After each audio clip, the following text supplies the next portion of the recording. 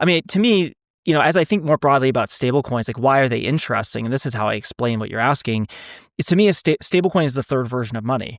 Right? Version 1 was physical bearer money. Version 2 is digital money, like we've developed over the last 75 years. And those both have trade-offs, right? There's benefits and trade-offs to each of those. To me, stablecoin takes the benefits of both and kind of jettisons the trade-offs. You have a bearer instrument that you can transact globally without intermediaries, without trust in an intermediary, for very low costs, very quickly at any volume that you want.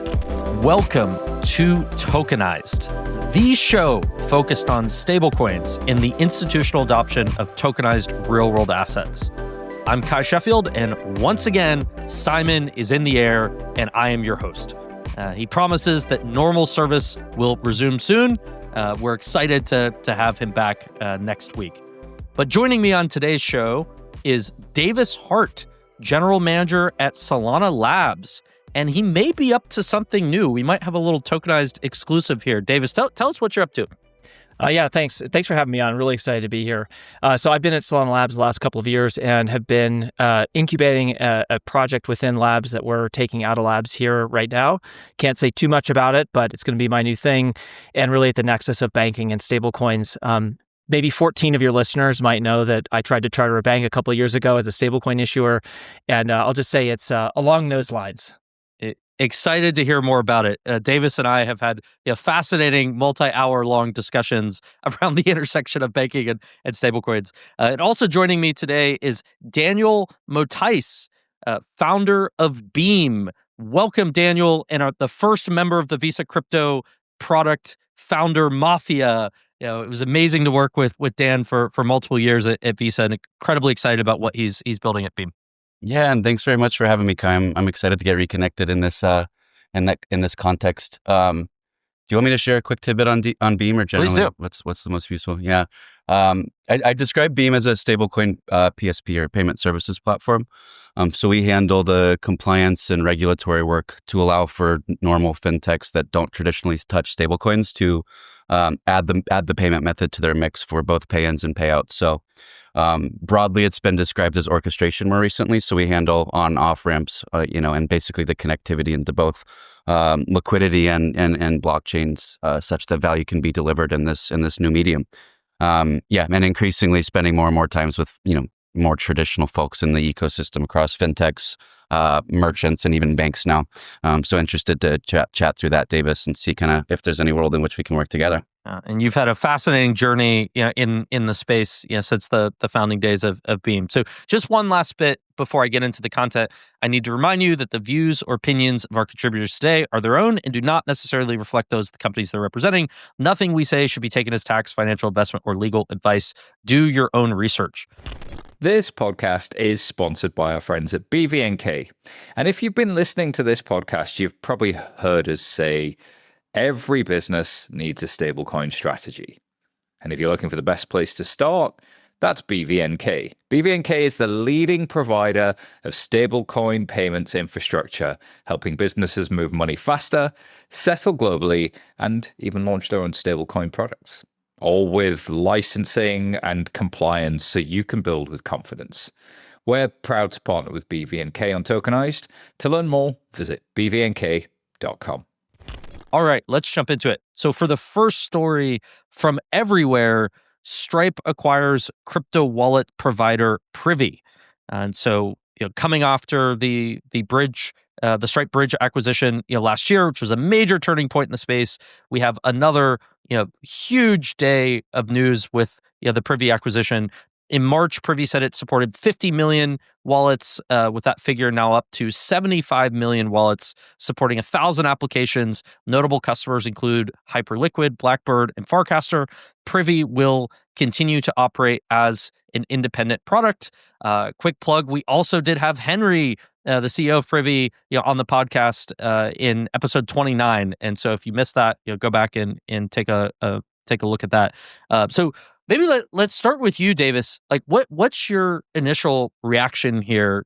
How big is this for the space? Like, why is Stripe buying another crypto stablecoin wallet company? Like, what do you think is the strategy here? I was thinking about what's the right mental analog for what I see happening here. And as much as I hate calling something like the Uber of cat delivery or whatever, I think there is a useful analog here, which this feels like the sort of AWS, Azure, Google Cloud, what they did for all of that infrastructure, backend infrastructure. And it does feel like what Stripe is doing here is starting to build the sort of AWS version of these like financial building blocks. And I think that's maybe not too surprising if you look at the past. Like they launched Atlas as an example, which is like this product that makes it easy to start companies, and so this feels very much on trend for what they've been trying to do. And so if you think about it, they're basically integrating the layers that have been built on top of them or on top of other pieces of infrastructure and integrating that into a single sort of toolbox for builders to consume and then create sort of the application front end on top of. They've done this with card acquisition, card acquiring, and now they've moving into stablecoins. I think when they bought Bridge, there was sort of a question in my mind of like, are they getting, are they going to do more here? Or are they just buying Bridge to provide this like backend stablecoin movement capability? And what this tells me is no, they're actually trying to build out a more comprehensive tool set for, I think like the next wave of fintech apps, right? I think every fintech app, if they're not thinking about how they're going to leverage tokenized assets, maybe it's not this year, maybe it's in 3 years, but they need to start thinking about it. I think every fintech app is going to need these products. And having built sort of a integration type of product at Solana Labs in the last 2 years, I can tell you like it is still a pain in the butt to go find like a wallet provider and go find an asset minting service and all of these things. So it absolutely makes sense to kind of create a one-stop shop for this stuff. And I think in February, I think it was John Collison that said they want to be the best platform for developers to build on stablecoins. And so it seems like there's this very developer-facing mindset. I think if you look at both Bridge and Privy, one of the things they have in common is developers love them.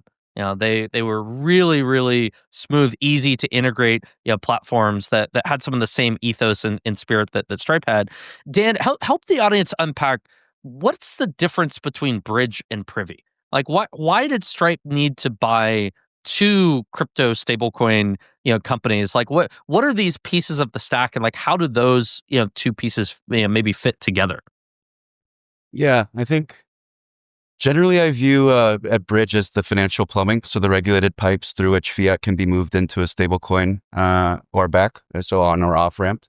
And then Privy is basically the account infrastructure that allows for new neobanks to be created or new P2P apps to be created. And without the two of them, you can't really, create a new end-to-end experience. You need the ability to fund the wallet and you need the ability to cash out from the wallet. But the wallet in and of itself is hyper complex architecture that Privy did a tremendous job of simplifying. And so I think they are really a match made in heaven, especially under the Stripe banner.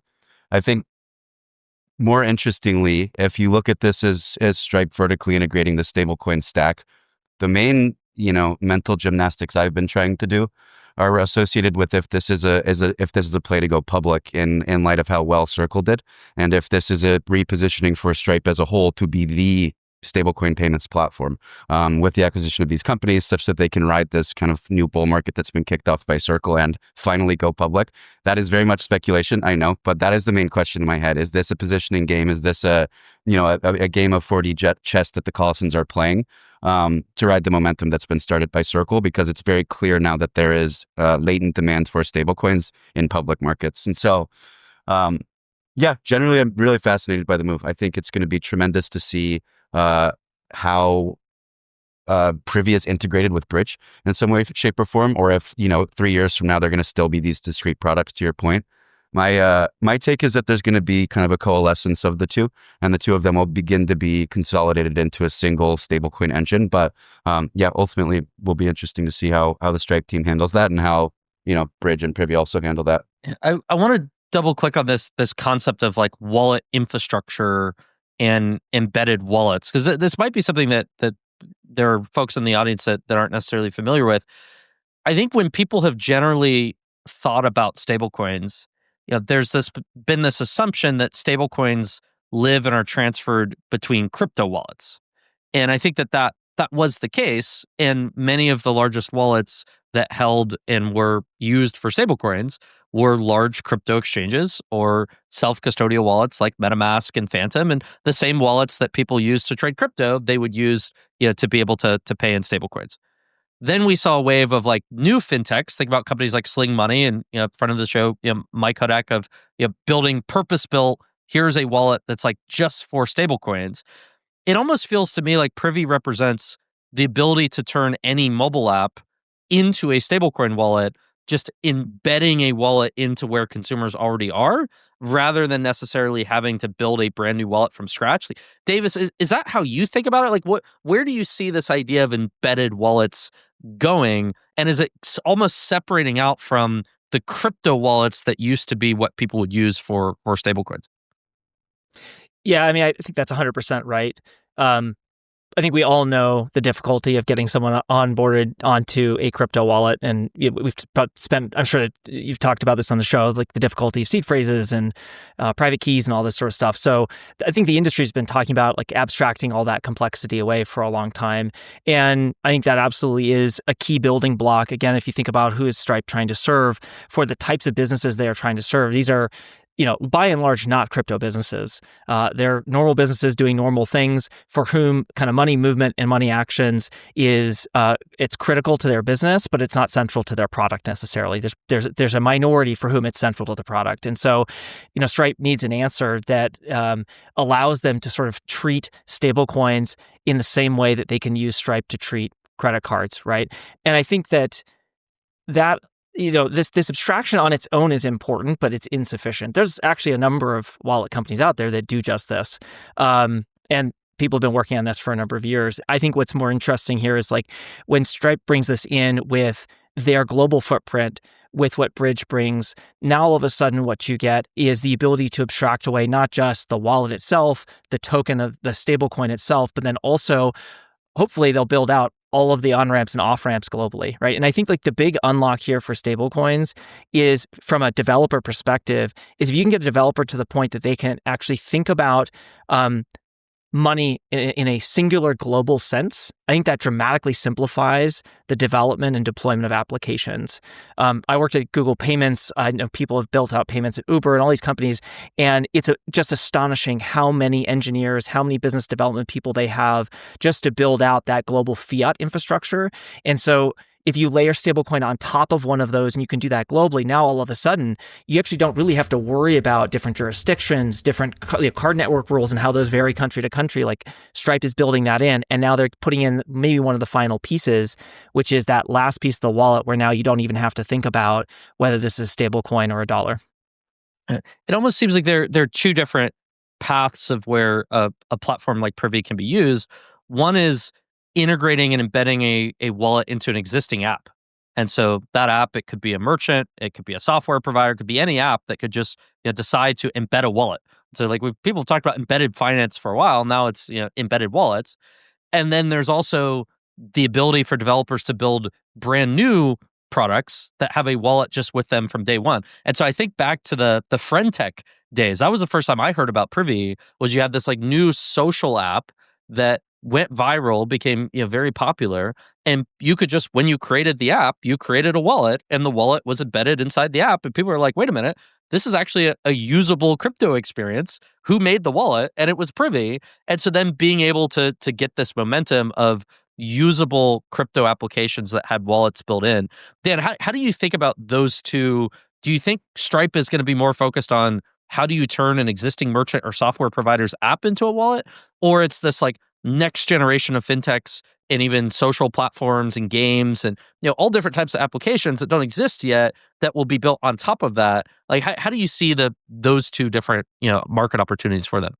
I think both will be reasonable and achievable. I think one of the beauties of keeping Privy as a standalone brand and keeping a separate go-to-market function and ops function and developer relations function, for example, could allow for Privy, for example, to focus on, next generation applications a la Friendtech 2.0 that's created using their infrastructure. While my guess is that Stripe's team will focus more so on like embedding crypto infrastructure into, existing merchants that they have, right? And so I think both are possible. I think it's very realistic that the Privy team will continue to kind of push the bleeding edge, and Stripe will, with time, begin to kind of take all these pieces, also inclusive of Bridge, and begin to embed them into large scale merchants. Generally, I think the biggest question mark that I have as it relates to Privy's infrastructure is that they have absolutely crushed it in consumer crypto.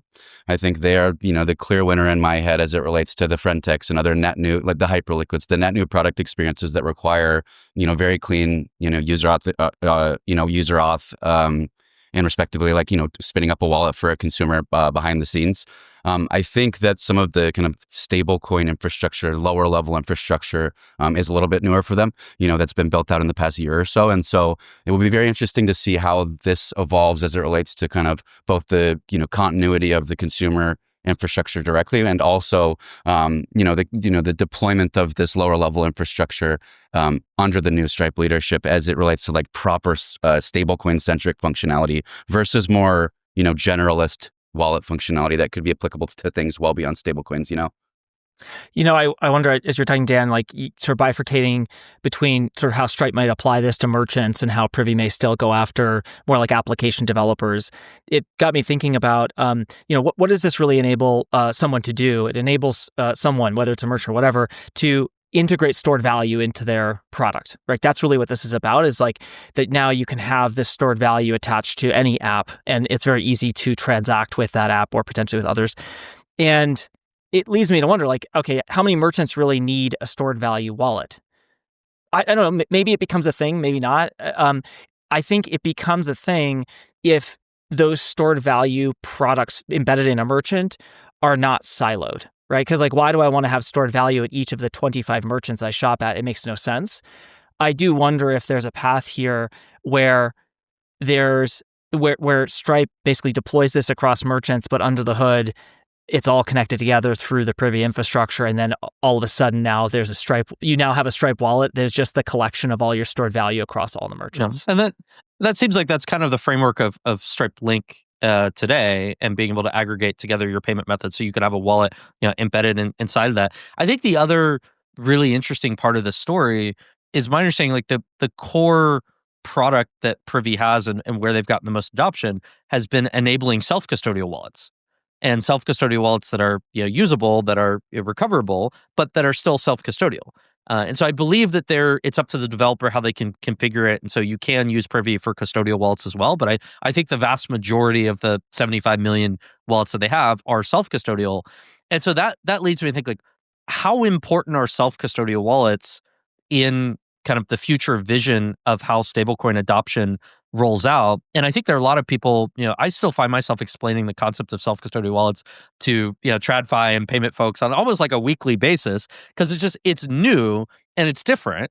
And so if you're a global company, if you're a big tech, if you're a software provider, and you wanted to do embedded finance and have an embedded wallet that you want to roll out to customers in 100 countries, it seems like, yes, there's a technology challenge, but there's actually like a pretty big regulatory licensing challenge, because then you have to go and either find a banking as a service provider, you have to go and get your MTLs.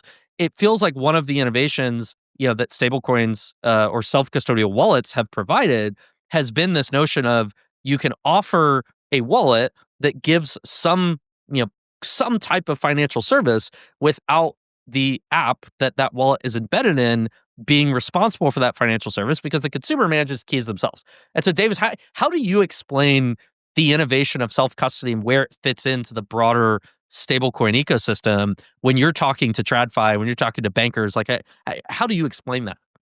Well, so there's a difference in how you explain it, but I think there's also, in my mind, there's still like a big question around some of the things you just described. I mean, to me, as I think more broadly about stablecoins, like why are they interesting? And this is how I explain what you're asking. Is to me, a stablecoin is the third version of money. Right? Version 1 was physical bearer money. Version 2 is digital money, like we've developed over the last 75 years. And those both have trade-offs, right? There's benefits and trade-offs to each of those. To me, stablecoin takes the benefits of both and kind of jettisons the trade-offs.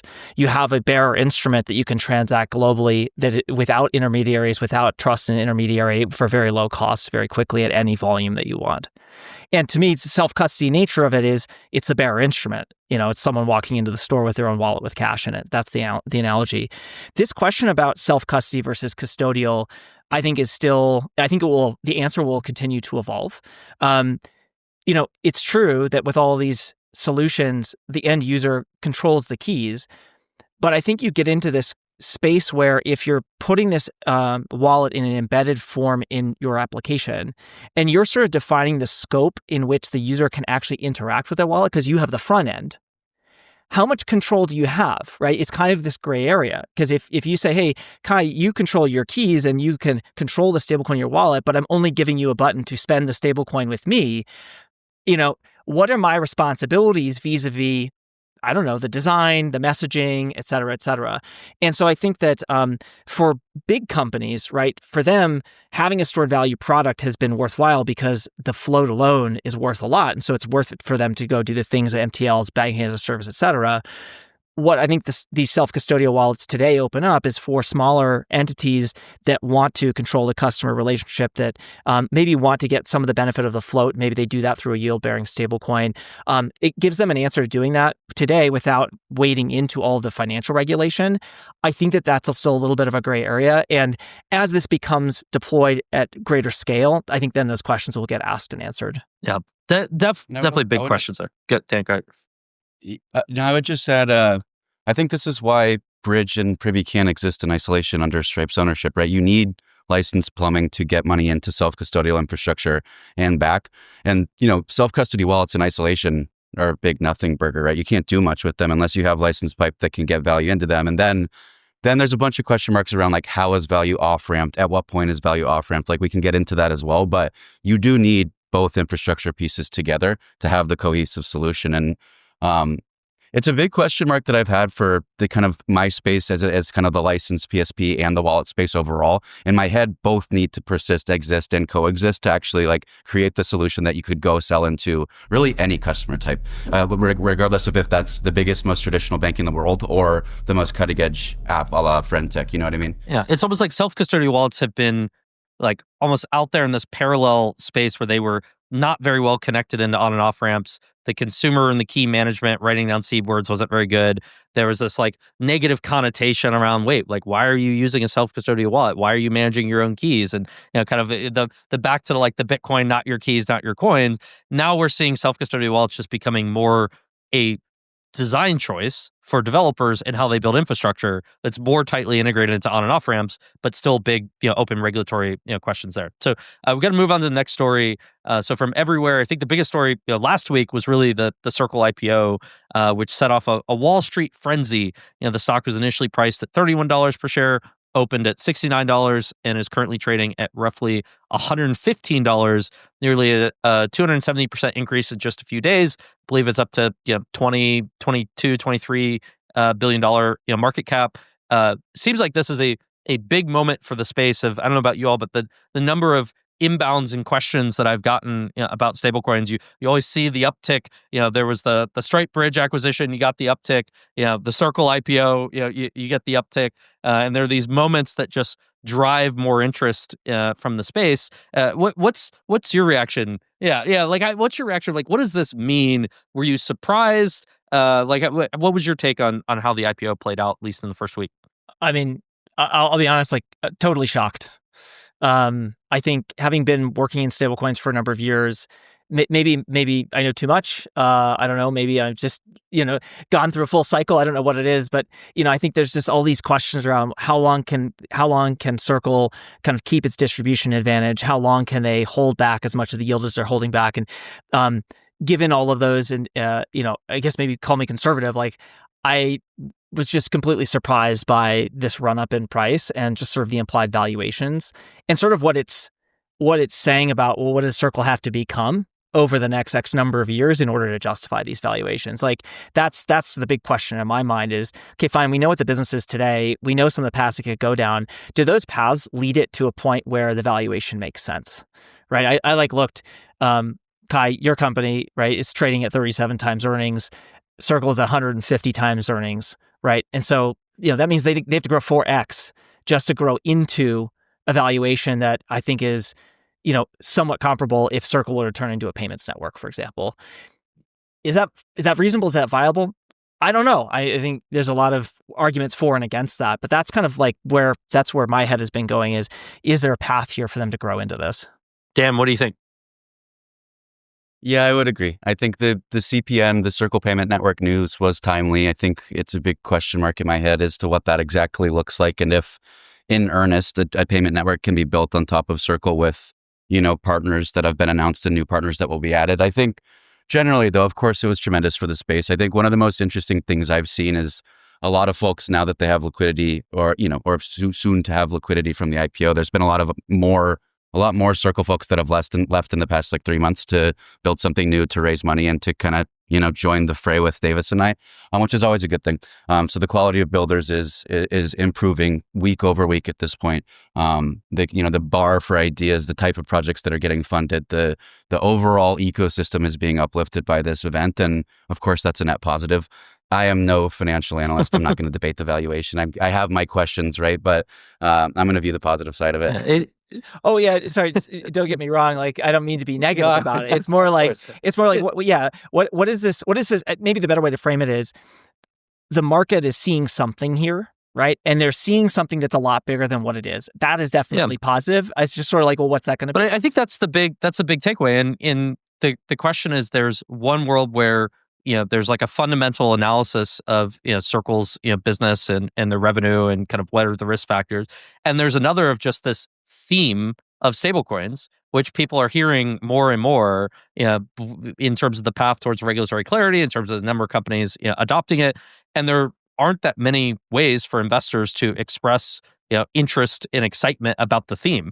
And so I think for the full space, to really show, and it seemed like it was pretty unclear, would investors be focused on, the very specific fundamentals of the business, or is there this pent up demand for exposure to a theme? And it feels like this theme, while not particularly well understood, it's new and it's different, it's kind of weird, is getting more and more momentum as something that people think could become a platform. And I think that's kind of the difference. Are you looking at a stablecoin issuer as just the interest income, that they're getting, and maybe there are many stablecoin issuers and it's, all interest, based revenue, or are you looking at a stablecoin itself as a platform that, there could be many different things built on top of many different businesses, that the issuers, of those stablecoins, get into. And so great moment for the space, to have, the validation of any company, going public, and then excited to see, how it plays out, and reverberates through the rest of the ecosystem, in terms of what it means for, venture interest in the space, what it means for, other companies that are looking to come in. So from mega M&A and IPOs to making space for our sponsors, I am not as smooth as Simon on the transitions. I don't know how he does it. That man's ad transitions, they're incredible. But we need to take a quick break to hear from the folks who made Tokenized possible. This episode, if it isn't already obvious, is sponsored by our friends at Visa, the leader in digital payments. Visa's Tokenized Asset Platform, or VTAP, uses smart contracts and cryptography to help banks bring fiat currencies on-chain, whether it's launching a stablecoin or deposit tokens or something else. VTAP allows financial institutions to issue fiat-backed tokens, improving financial efficiency and enabling programmable finance. Check out the links in this episode's description to express your interest in VTAP. This episode is brought to you by Canton Network. Ever wonder where real tokenized asset volume is going? Canton Network.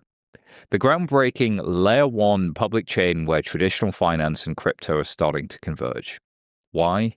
Because Canton is the only public network with privacy. No workarounds, no compromises. This is 24/7 markets, on-demand financing with real yield, where value moves as freely as information on the internet. This isn't just another blockchain. No, this is where the serious money is flowing to solve real market demand and risk. Visit canton.network to learn more. All right.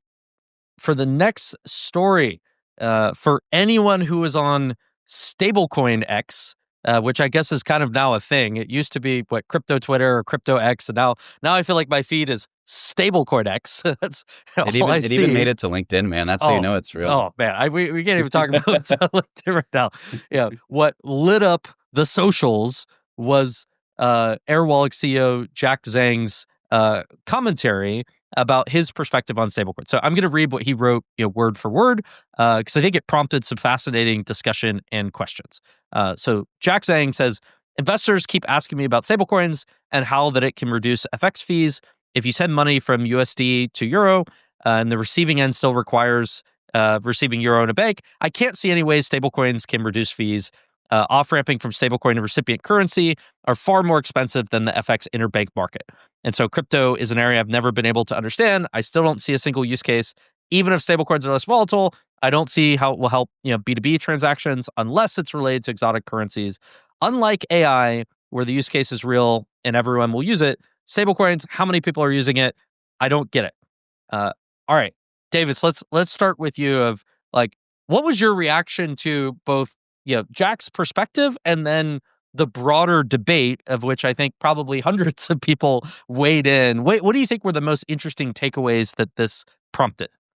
Yeah, look, I think what this triggers for me is stablecoins. The opportunity for stablecoins is so big and so broad, it's very hard to talk about them in this like monolithic fashion. We used to be able to do that 3 years ago. They were used for one thing. It was pretty straightforward. But now, the ideas are endless. Like where they can apply is very complicated. And so, there's, I think, in the context of sort of the hype around stablecoins, you really have to peel back the layers to ask, okay, where can they have the most value? And I don't think that we should presume that stablecoins are going to unlock value in every single part of the financial system.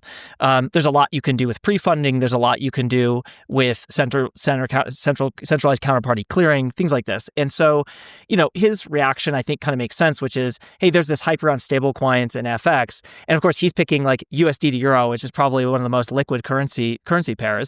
And sure, like maybe if you just look at trading FX, maybe stablecoins, don't necessarily have an advantage in that little part of a financial flow.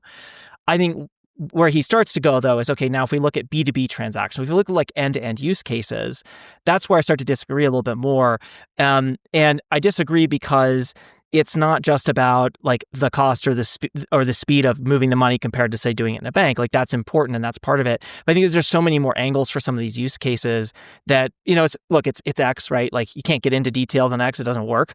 But I think the reality is like you have to go down a few layers to really answer the question of where can stablecoins be impactful. And I think when you do that, there are plenty of areas where it makes sense, especially if you broaden your lens beyond just the dollars and cents of like how much does the currency trade cost. And you start to think about, well, what does this mean for the cost of reconciliation? What does this mean for the cost in my like AP, AR departments, like operational costs, controls, audit, etc. Then it starts to paint a clearer picture in my mind. Dan, your thoughts? Yeah, look, I think for the currency pair he picked, he's right. Like if you get JPM's wholesale rates for euro to dollar or dollar to GBP or many of the majors, like the rack rate is 2 bips, right? Like you can go get the rate sheet from JPM today. I think generally though, like my take is it's taken Airwallex 10 plus years to get those rates, right? I can almost guarantee that when Jack started the company, he didn't get 2 bip rates, like a 2 bip rate from JPM's wholesale desk, and probably got something marked up on top of that. So it takes time in the traditional world to get down to that cost basis. Therefore, if stablecoins allow for you to move from currency A to currency B at even 5 bips or 10 bips in a year of building, that's a stepwise improvement versus what was possible with fiat only.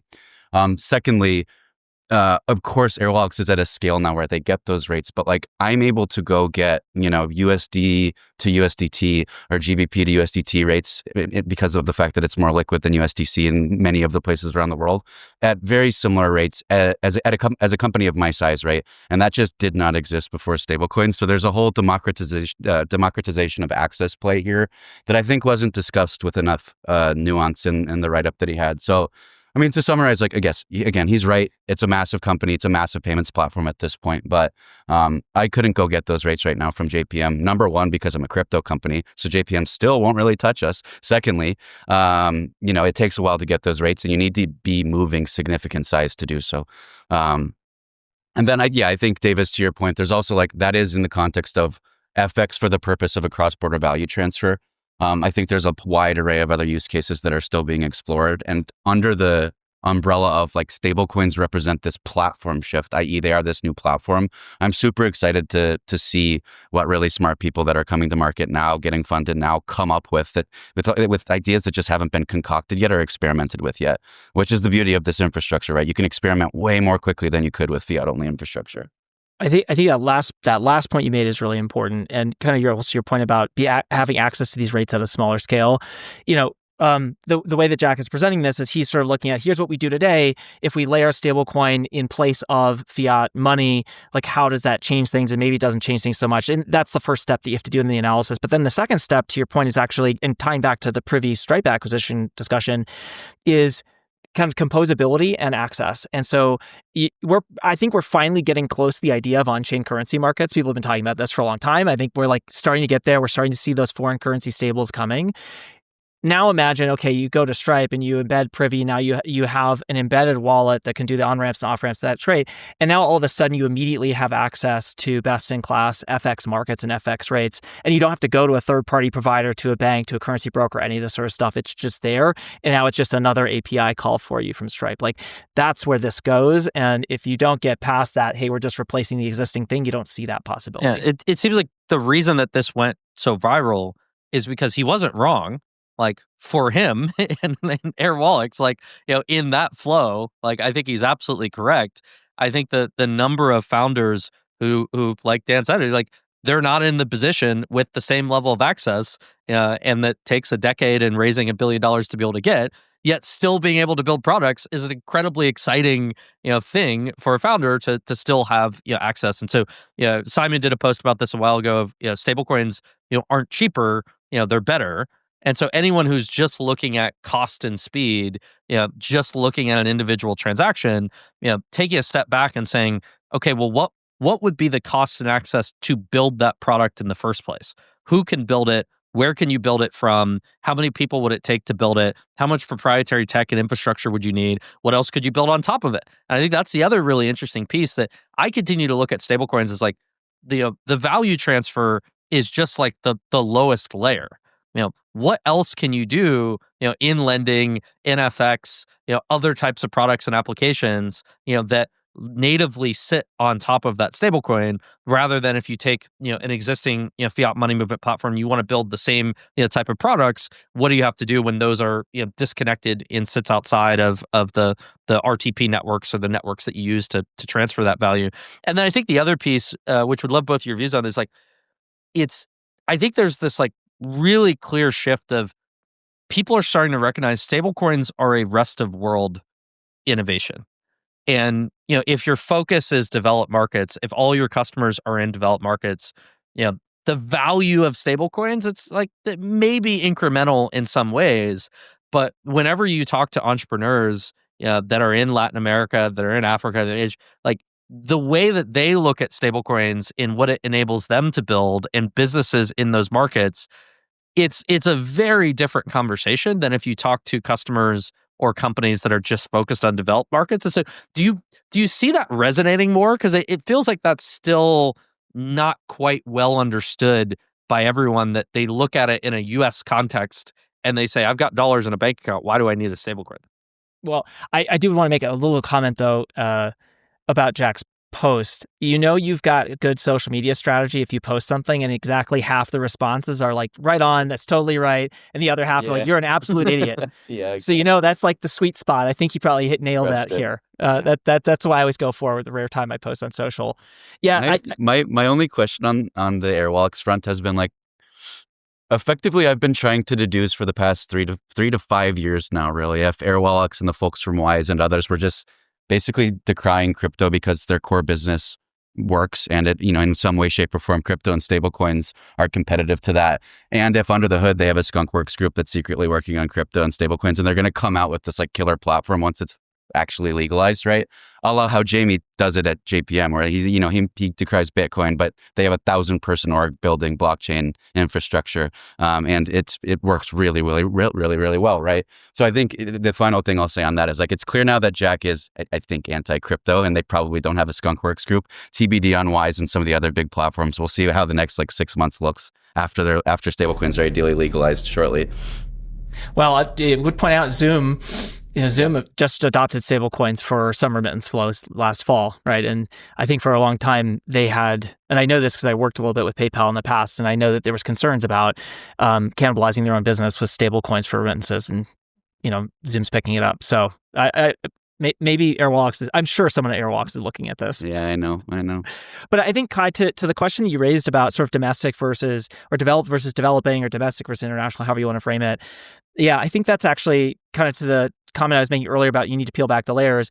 I think it's a little harder to see the value for stablecoins in a domestic market like the US that has a really well-developed domestic payment system.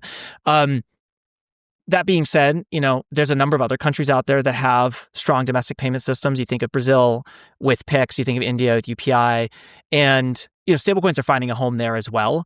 I think in the US, it may be a little trickier because we're already a dollarized economy, and so you don't have that as sort of a use case like the dollar access.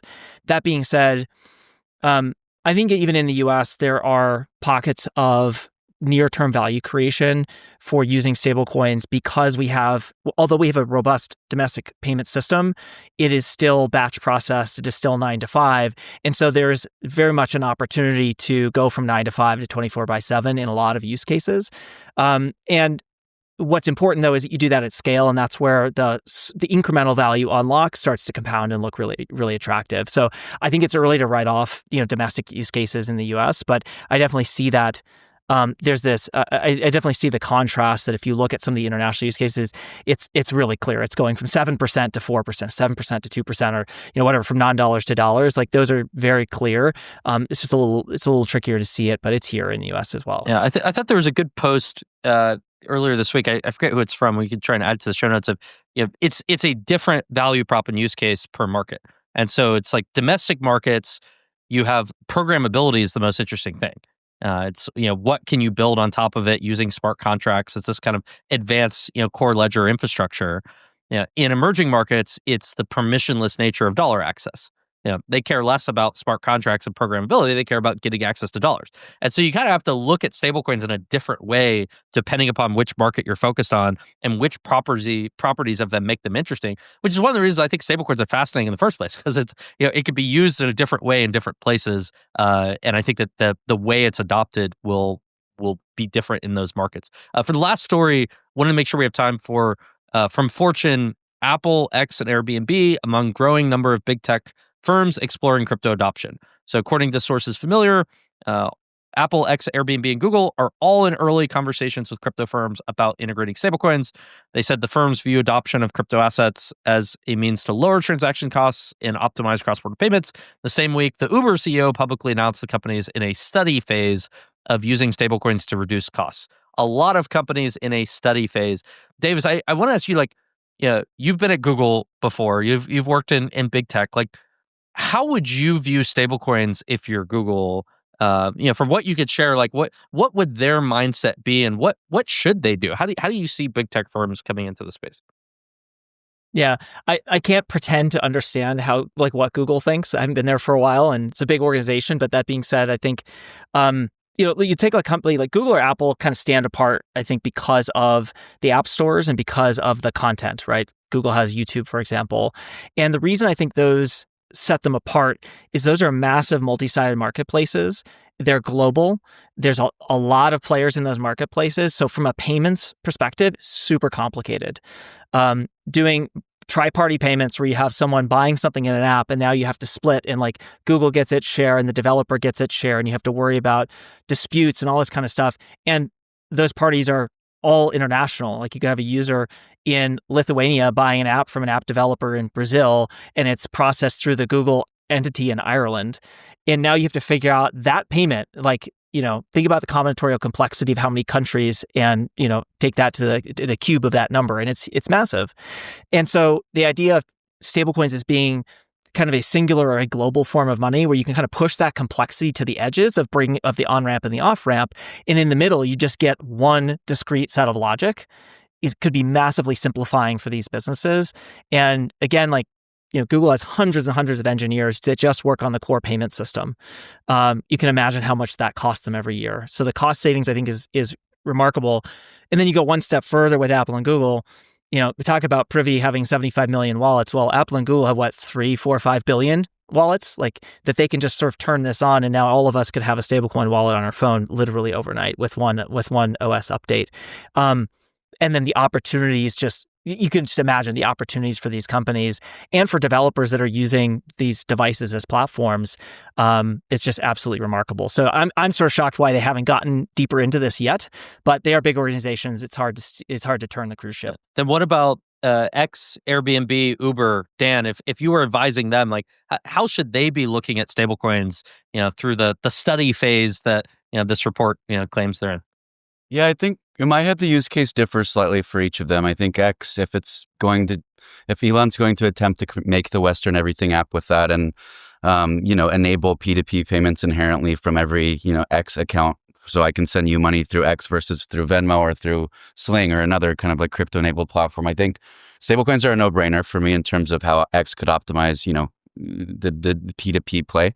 And then on the periphery, they could stitch together a lot of infrastructure to make, the best off-ramps on and off-ramps available to them. So in my head, stablecoins are the only way through which X can actually innovate in P2P payments, i.e. the usage of stablecoins to do the peer-to-peer payment versus stitching together the infrastructure that, Wise has stitched together with theirs. And I would guess that they could probably get something to market using stables 3 to 5 years faster versus what it would take if they built on the fiat infrastructure and got licensing everywhere.